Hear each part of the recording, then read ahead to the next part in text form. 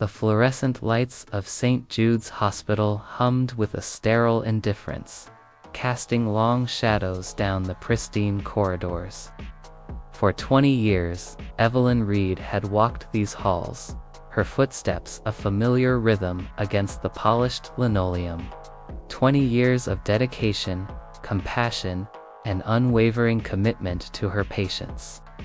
As the head nurse of the intensive care unit, she was the bedrock of her department, a calm presence in the face of chaos, a mentor to younger nurses, and a fierce advocate for those under her care. Today, however, the hum of the lights felt like a discordant buzz, and the corridors seemed to stretch endlessly, each step heavier than the last. Evelyn clutched the strap of her worn leather bag, her knuckles white. In her pocket, a folded letter, crisp and official, felt like a lead weight. It was the rejection letter for the director of nursing position, a role she had poured her heart and soul into preparing for, a position she was undeniably qualified for. She had seen the signs, of course, the subtle shifts in conversation when she entered a room, the way certain colleagues avoided her gaze, the thinly veiled compliments that always seemed to carry an undertone of surprise at her competence. But Evelyn, a woman of immense grace and quiet strength, had always chosen to believe in the meritocracy she had been taught to trust. She believed her work spoke for itself, that her years of experience, her advanced degrees, her proven leadership would be enough. She was wrong. The interview had been a farce, a polite interrogation designed to tick boxes rather than truly assess her capabilities. Mr. Harrison, the hospital administrator, a man whose smile never quite reached his eyes, had asked questions that felt loaded, probing her fit within the existing culture. Dr. Albright, the chief of staff, had simply nodded, his expression unreadable, too. And then, the letter, delivered with chilling efficiency, stating that while her qualifications were impressive, they had decided to go with a candidate whose vision aligned more closely with the strategic direction of the hospital. Evelyn knew. She knew with a certainty that chilled her to the bone. It wasn't her vision. It wasn't her qualifications. It was the color of her skin. She was black, and in the unspoken rules of St. Jude's, that was a barrier she could not cross, no matter how many lives she saved, how many nurses she trained, how many sleepless nights she spent ensuring the smooth operation of the ICU. She walked out of the hospital, the automatic doors hissing shut behind her like a final, dismissive sigh. Air. The autumn air was sharp, biting, a stark contrast to the stifling warmth of the hospital. Tears, hot and furious, pricked at her eyes, but she blinked them back. Evelyn Reed did not cry, not in public, not for this. She had fought too many battles, overcome too many obstacles, to crumble now, but the anger, a cold, hard knot in her stomach, was a new sensation. It wasn't the righteous indignation she often felt on behalf of her patients. This was personal. This was a direct assault on her dignity, on her worth, on everything she had dedicated her life to building. She drove home in a daze, the city lights blurring into streaks of color. Her small, neat house, usually a sanctuary, felt suffocating. She sat at her kitchen table, the rejection letter spread out before her, its words mocking her. "I'm done," she whispered into the silent room. The words hung in the air, heavy with resignation, yet also with a nascent, fierce resolve. Done with fighting for recognition where it would never be given. Done with proving her worth to those who refused to see it. She picked up her phone, her fingers trembling slightly as she dialed a number she hadn't called in years. It belonged to Marcus Thorne, a brilliant, eccentric lawyer who had once been a patient in her ICU. They had formed an unlikely bond during his recovery. A shared appreciation for honesty and a quiet understanding of life's injustices. "Evelyn, is everything all right?" Marcus's voice was warm, concerned. "No, Marcus. Nothing is all right," she said, her voice cracking despite herself. She recounted the day's events, the interview, the letter, the crushing realization. She didn't mention race explicitly, but Marcus, sharp and intuitive, understood. There was a long silence on the other end. Then, Marcus spoke, his voice surprisingly calm. "Evelyn, do you remember that conversation we had when I was in the ICU, about investments? About diversifying?" Evelyn frowned, vaguely. "I was more concerned with your heart rate at the time." Marcus chuckled, a dry, knowing sound. "Well, I wasn't. I was thinking about my legacy. And I was thinking about you, Evelyn. Your mind, your dedication. I told you then, you were wasted on just nursing. You have a strategic brain." "What are you talking about, Marcus?" "I'm talking about St. Jude's, Evelyn," he said, his voice dropping to a conspiratorial whisper. "Did you know that the hospital is privately owned?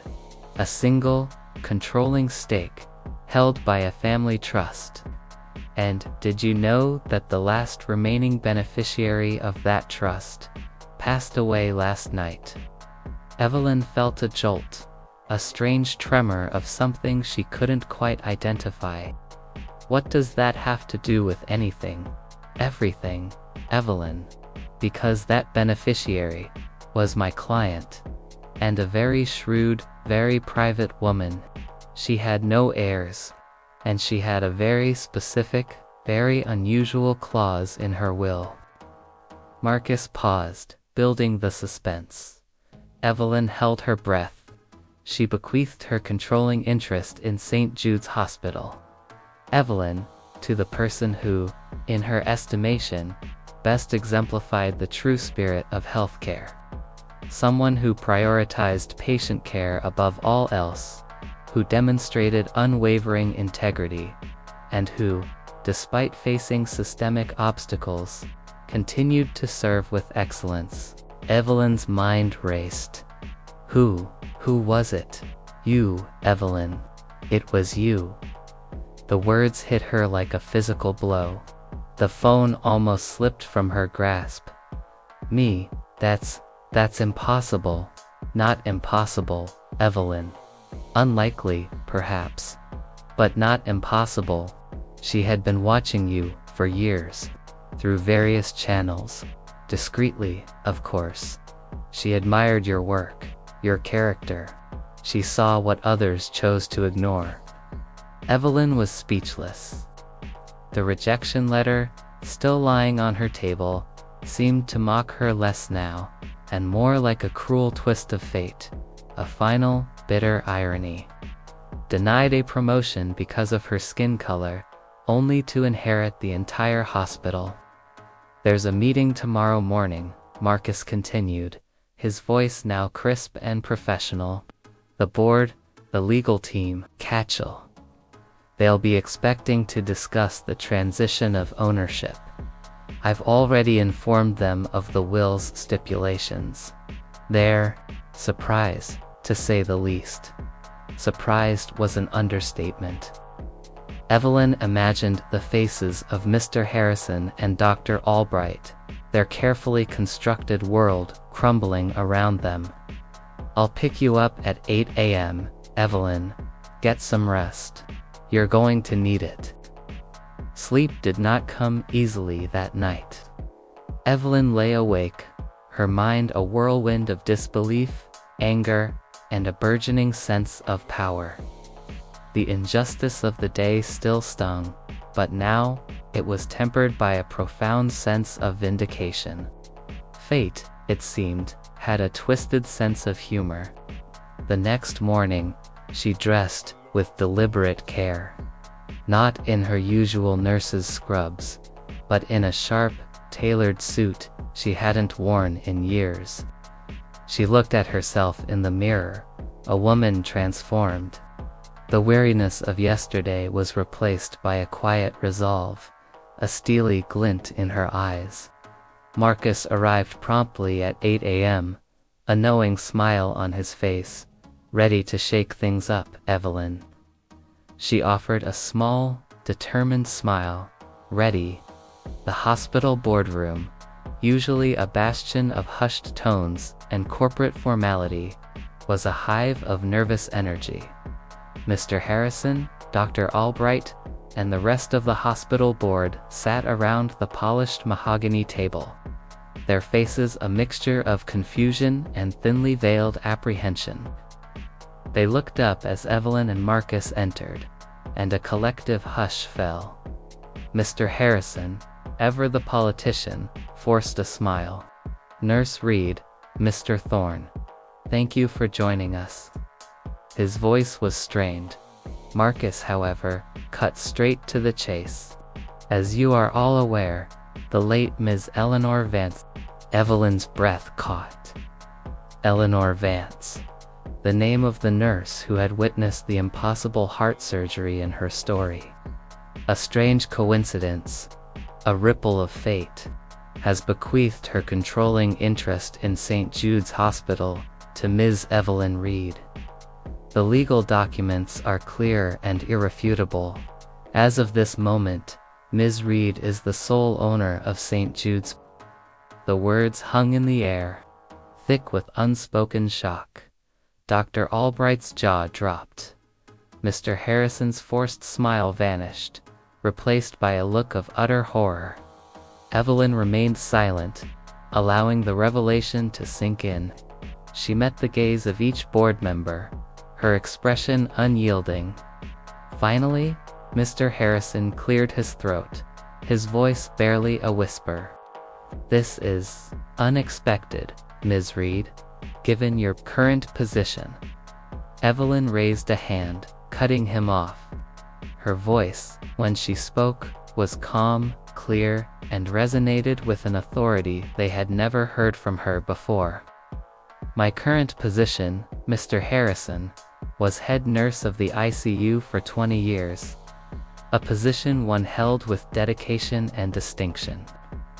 And as of yesterday, I was denied a promotion to Director of Nursing, a role I was more than qualified for, due to reasons that had nothing to do with my abilities." She paused, letting her words hang in the air, heavy with implication. "Now, as the owner of this hospital, my first order of business is to ensure that St. Jude's truly lives up to its mission statement, to provide exceptional care to all, without prejudice or discrimination." She looked directly at Mr. Harrison and Dr. Albright. "Effective immediately. Mr. Harrison, your services as hospital administrator are no longer required. And Dr. Albright, your position as Chief of Staff is also terminated." A wave of murmurs swept through the room. The remaining board members shifted uncomfortably, their faces pale.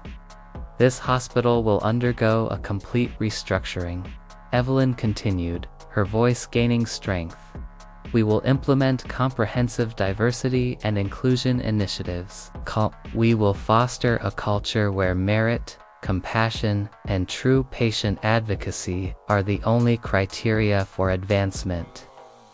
We will invest in our staff, particularly our nurses, who are the backbone of this institution." She turned to Marcus. "Mr. Thorne, you will oversee the legal aspects of this transition and the new HR policies." Marcus nodded, a triumphant glint in his eye. Evelyn then looked at the remaining board members, her gaze sweeping over them. "For those of you who wish to remain, understand this. St. Jude's is about to change, drastically, and for the better. If you are not committed to a future where every patient receives the best care, and every employee is valued regardless of their background, then this is not the place for you. The silence that followed was deafening. The power in the room had shifted irrevocably. The woman they had dismissed, overlooked, and discriminated against, now held their fate in her hands. The next few months were a whirlwind of activity. Evelyn, with Marcus's legal expertise and the support of a few key progressive board members who had quickly aligned themselves with her vision, began the monumental task of transforming St. Jude's. She appointed a new, diverse leadership team, promoting talented individuals who had been overlooked for years. The new director of nursing was a brilliant Latina nurse manager from another hospital, known for her innovative approaches to patient care.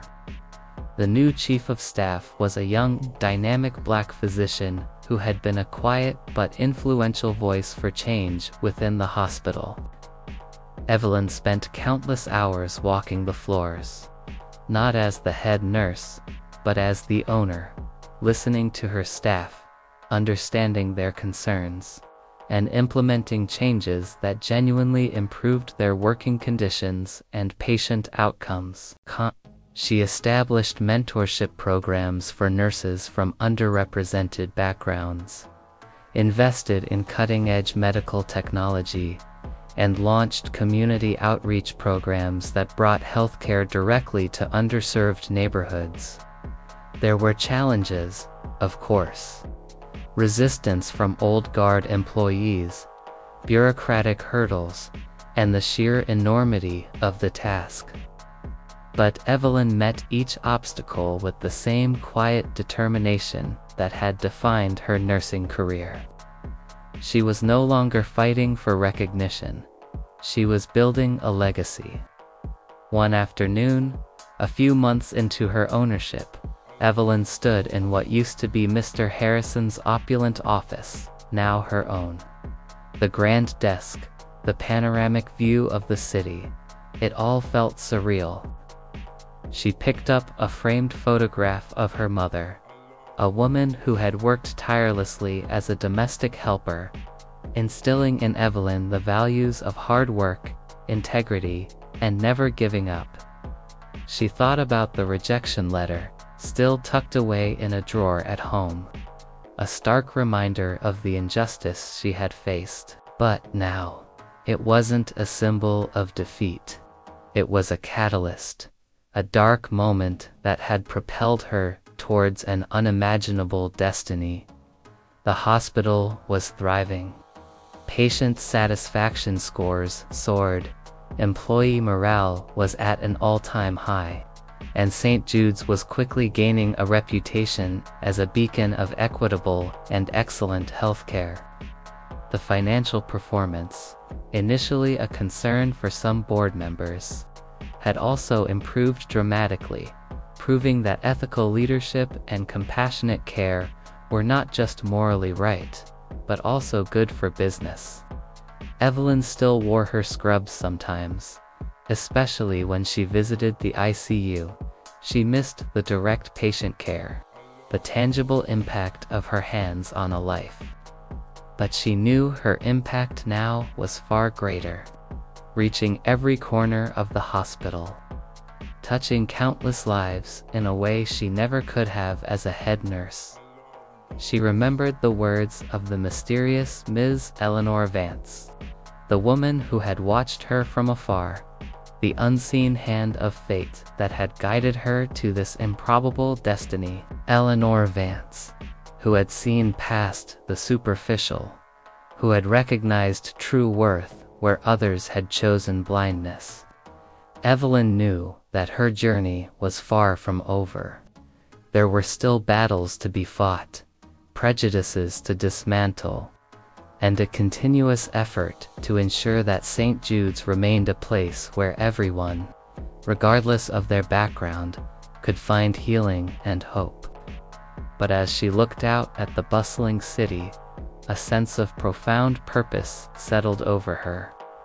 She, Evelyn Reed, the black nurse who had been denied a promotion because of her skin color, was now the owner of St. Jude's Hospital, and she was just getting started. The hum of the hospital lights no longer felt indifferent. It felt like a symphony of change, a testament to the power of resilience and the unexpected, miraculous turns of fate.